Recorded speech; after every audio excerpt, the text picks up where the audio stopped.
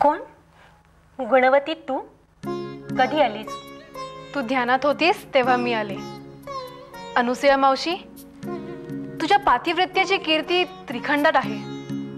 मी तुझ्याकडे पातिव्रत्य धर्माचा अनुग्रह घेण्यासाठी आली आहे. हा अनुग्रह घेण्या एवढी अजून तू मोठी नाहीयेस, आणि हा अनुग्रह पण फार कठीण आहे.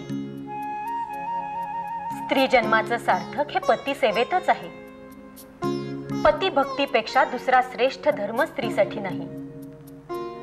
पतीची सेवा ही 33 कोटी देवांच्या उपासनेपेक्षाही श्रेष्ठ आहे. अगं, स्त्रीचा धर्मच हा पातिव्रत्याचा आहे. मावशी, मला तुझ्यासारखंच पतिव्रता व्हायचंय. अनुग्रह कर. अगं पण नाही मावशी, तू म्हणतेस तसं करीन. अनुग्रह कर. तुझा जर हट्टच असेल ना, तर मी अनुग्रह देईन. पण हा अनुग्रहाचा वसा नीट सांभाळायचा. हा, उतायचं नाही, मातायचं नाही, घेतला वसा टाकायचा नाही. आहे कबूल? हो मावशी, हा वसा मी शेवटच्या श्वासापर्यंत सांभाळेन. तर मग आई, उद्या पहाटे शिवमंदिरात जायचं. शिवप्रतिमेची मनोभावे पूजा करायची. पूजा करून झाल्यावर जेव्हा तू मंदिराच्या बाहेर पडशील ना, तेव्हा जो सगळ्यात पहिला पुरुष तुला दिसेल त्याला वरमाला घालायची आणि पती म्हणून त्याची आयुष्यभर सेवा करायची. जमेल हे तुला सगळं? हो मावशी, तुझा आशीर्वाद असू दे.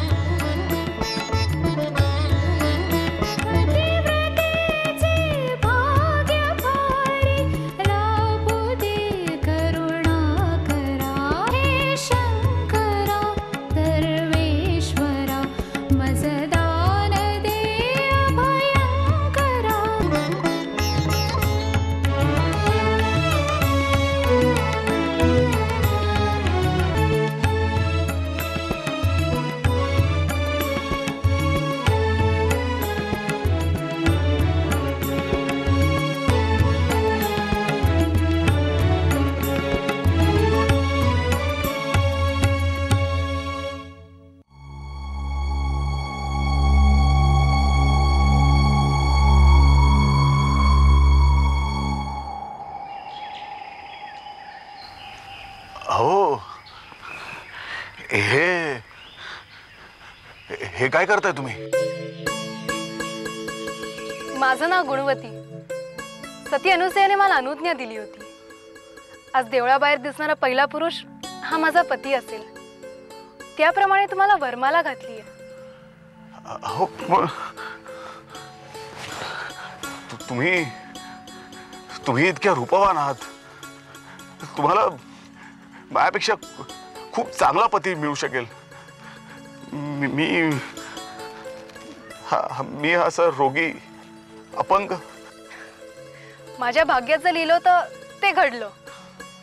आता तुमची सेवा करणं हेच माझं आयुष्याचं ध्येय आहे. गुणवती, हे माझं भाग्य, पण तुझं दुर्दैव म्हणायला हवं. अगं, माझ्याबरोबर आयुष्य काढणं फार कठीण आहे. पतीचे क्लेश कमी करणं हा पत्नीचा धर्म आहे. आपण माझ्याबरोबर चलावं.